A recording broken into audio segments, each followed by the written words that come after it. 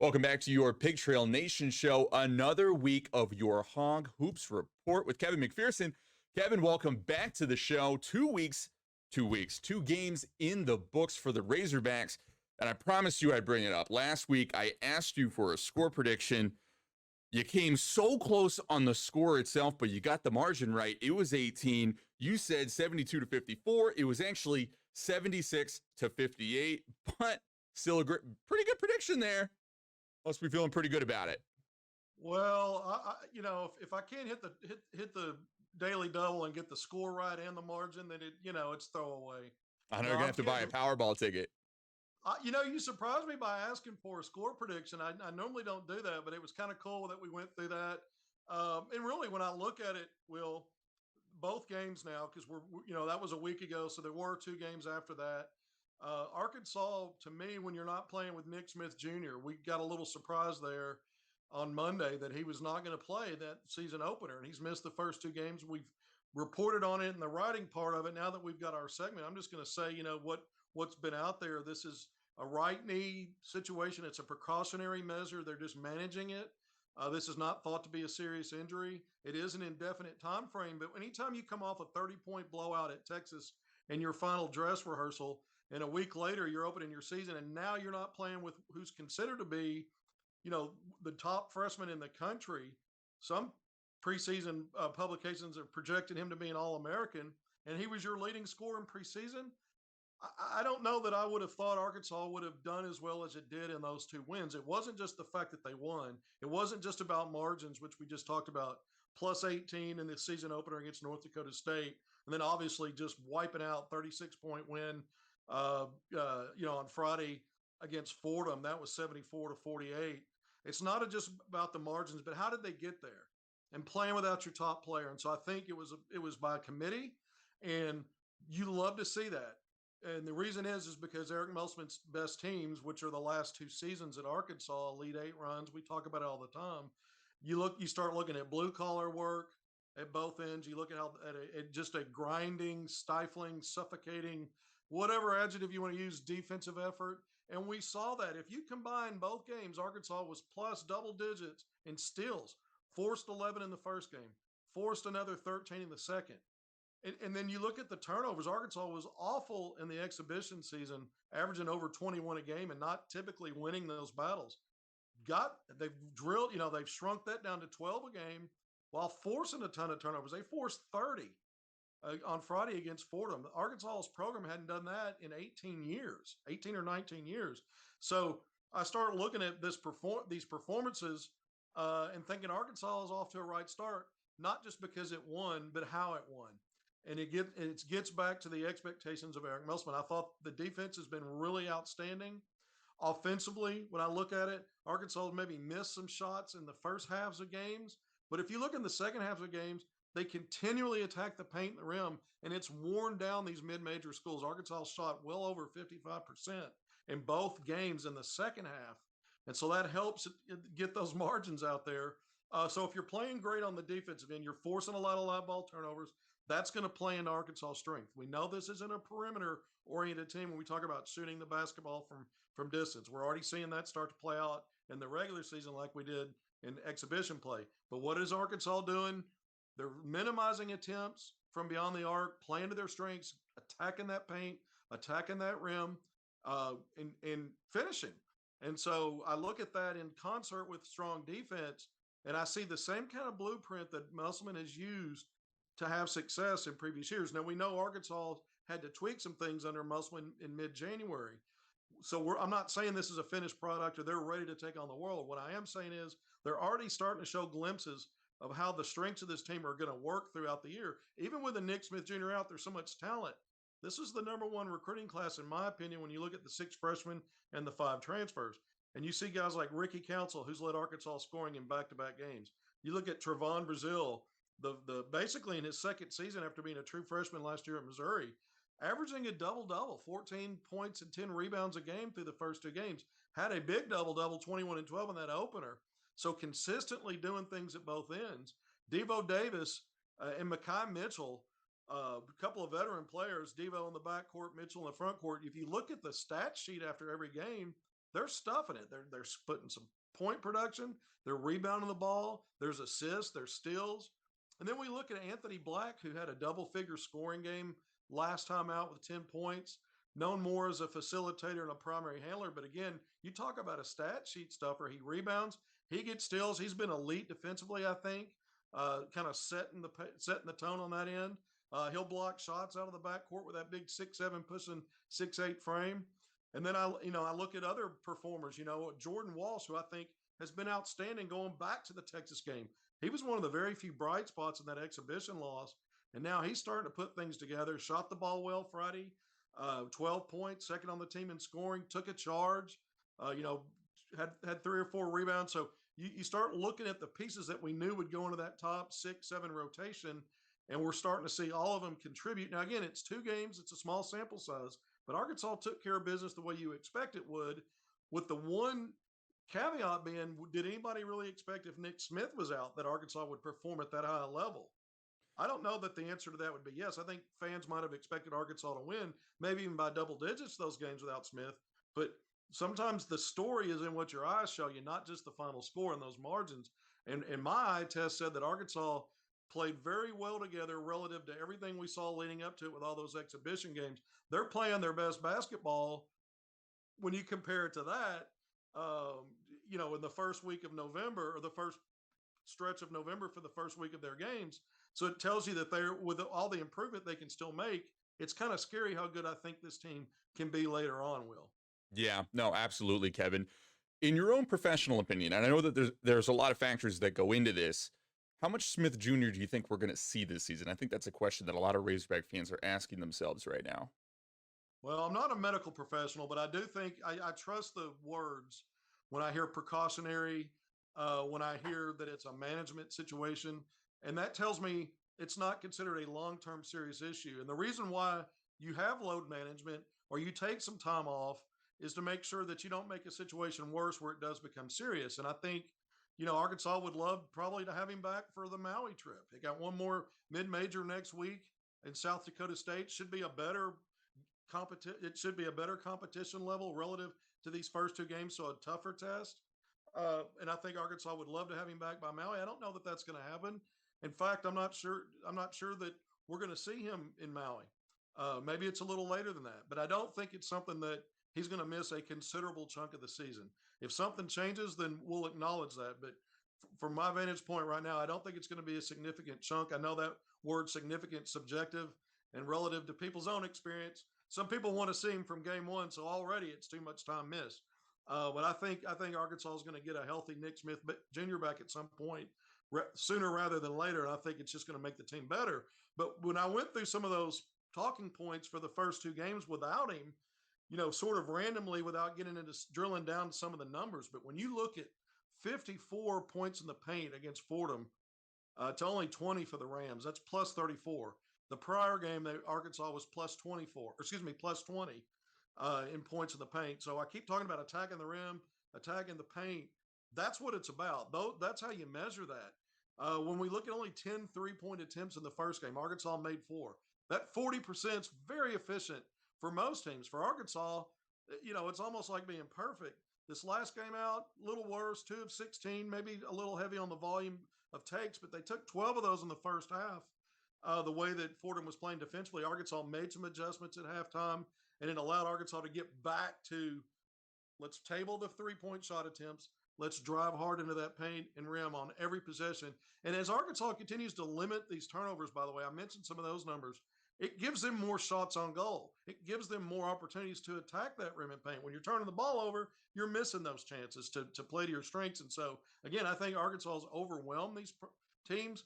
And when we go back to that Texas performance, we know Texas is a ranked team. This is a team with a lot of talent, size, and athleticism in its own right, and veteran guys.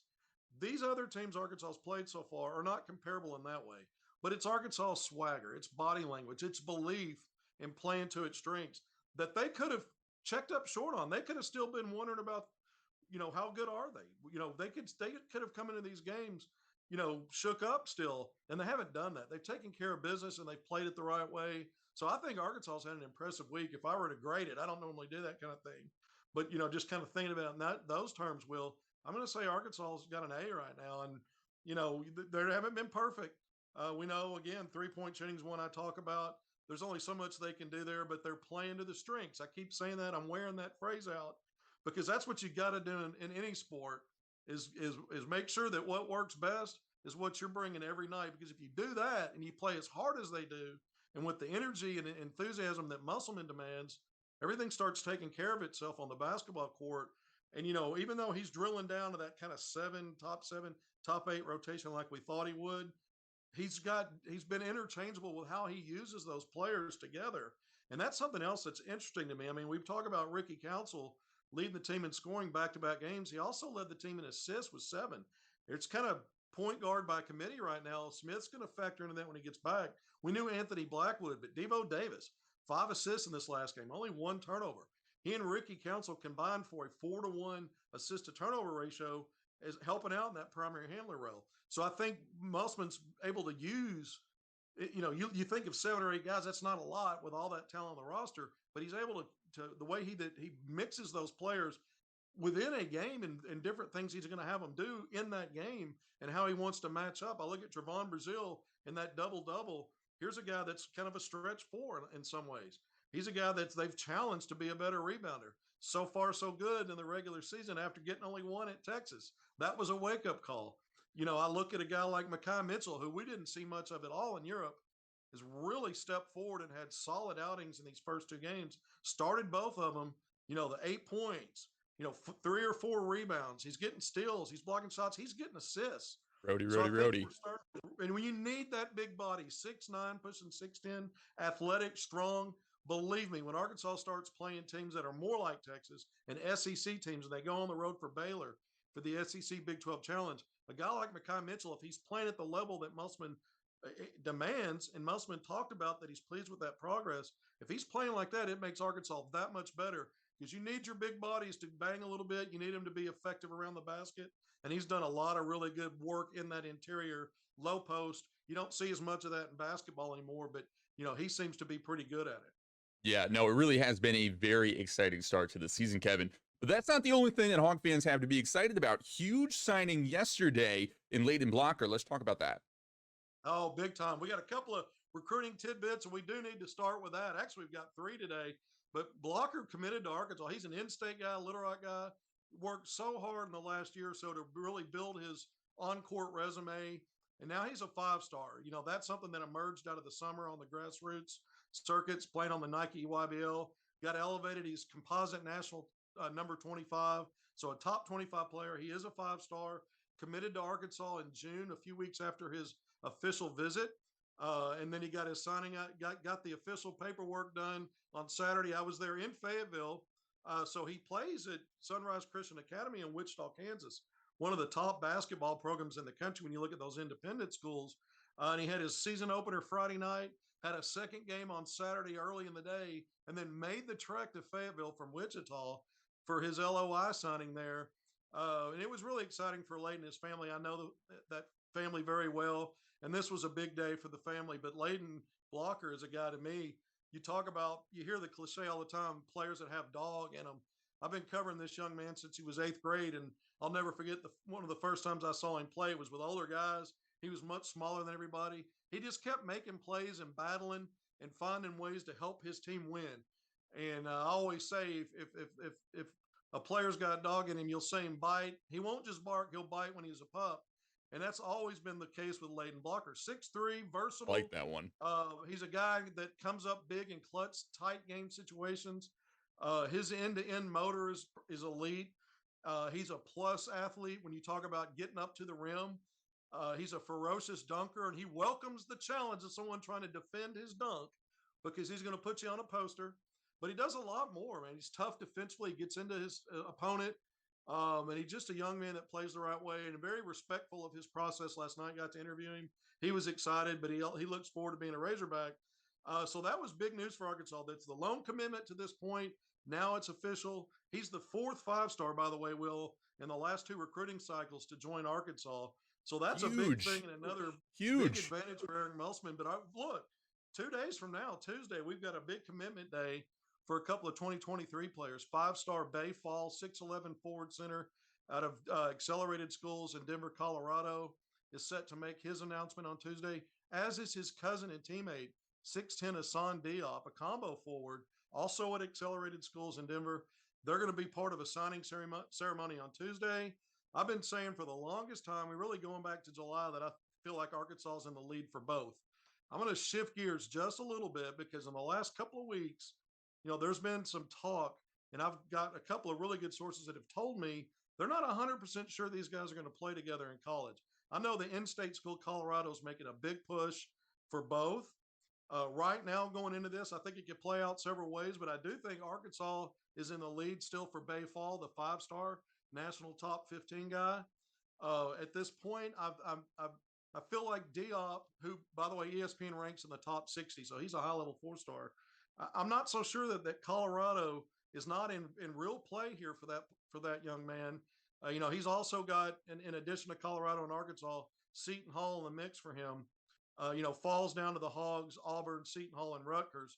But if they decide they do want to play together in college, I think it's Arkansas. I've felt that way a long time. But I'm starting to hear that maybe Diop might be leaning towards doing something else. And if he does, I'll probably make Colorado the favorite with Seton Hall. Also, again, still in the mix because they're on his short list. But I'm not so sure it's going to play out on signing day like I thought it might. So they're going to commit and sign on Tuesday. By the way, the last day of the signing period is Wednesday, the day after. And both players will be in Arkansas on Saturday the 19th. So just a few days after that, next weekend, for a showcase event at Fort Smith Northside High School and their new basketball arena. It's a 10-team, 5-game showcase. Both players will be traveling down from Denver to be in that. So I always kind of throw this little tagline in, whether it's one or both of them. It'll be really cool for Hog fans to be able to go out and watch them if Arkansas has by that time already signed one or two of them. And we'll see how it plays out. Things happen really fast in recruiting. Again, I walk away from this feeling like Arkansas's in great shape with Bay Fall. Not as sure as I was about Diop. I'm not saying Arkansas's not going to get him, but I think there's some other stuff at play. And I won't be surprised at all if this is more like a 50-50 kind of deal for him at this point, going in 48 hours from now to finding out. Yeah, no, it'll be interesting to see if those guys stay together or they don't. Kevin, let's preview South Dakota State a little bit. Huge matchup on Wednesday. You made a pretty good score prediction last time. You want to try again? 2 for 2? You know what? I probably need to think about that before I try to, make myself look good on it. But I don't have time to do that in this segment, so I'm just going to do it anyway. I think Arkansas is going to probably have its biggest challenge of the mid-majors to this point. I think Arkansas is going to take care of business at home before they go off to Maui, which comes next the following week for 3 games right before Thanksgiving. So I think Arkansas is going to be sitting 3-0. I think this will be, like I said, a tougher challenge for the team. Defensively, I think Arkansas has been so good. I think they're going to continue. You can have an off night, but for whatever reason, I believe Arkansas is not going to come in flat. I think Eric Musselman got their attention with that Texas game. So I'm going to quit trying to buy time here and stammer and stutter and go ahead and give you a score prediction. So I'm going to put it at Arkansas 79, and I'm going to give South Dakota State a 62. So I'm going to call it a 17-point margin, 79-62. This will be the first team, I believe, that'll cross that 60-point threshold this season. And if anybody from the team watches this and wants to go prove a point and keep them under 60, that's not going to hurt my feelings. I don't need to be right about the final score margin. But I do think Arkansas, like I said, regardless of what the scoreboard shows, I think this game will help them improve even more because it's a better level of mid-major competition. Yeah, absolutely. Let's help them, boys. Let's get Kevin 2-2 here. We're going to go to break. Kevin, as always, thank you so much. So much more Pig Trail Show coming up.